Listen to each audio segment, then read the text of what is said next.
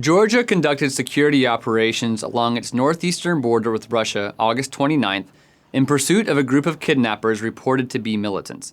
Georgia claims that the group came from the Russian Republic of Dagestan. While there is a precedent for cross-border militant movement in the region, attacks are rare in this specific area. However, the wider region has seen no shortage of instability from a number of factors, including violence within Dagestan and tensions between Georgia and Russia.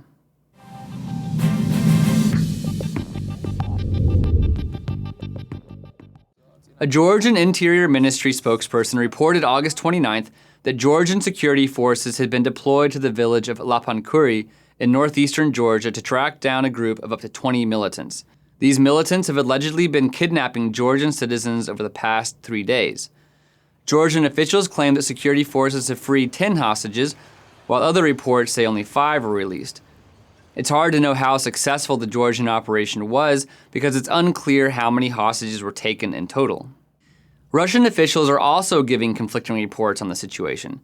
Interfax news agency is quoting officials denying that any militants crossed into Georgia, while RIA Novosti is quoting Dagestani law enforcement officials admitting that members of a specific criminal group did cross into Georgia. Generally, more specific reporting is more accurate, so the Dagestani official may be more believable. However, each side, the Georgians, Russians, and Dagestanis, each have their own political agendas for reporting this, so the situation remains far from clear. The village of Lapankuri, where the operation took place, does not typically see such violence or militant activity. However, the wider region of Kakheti in eastern Georgia is no stranger to North Caucasus militant movements. In the early 2000s, the Pankisi Gorge was frequently used by Chechen militants as a safe haven from Russian security forces.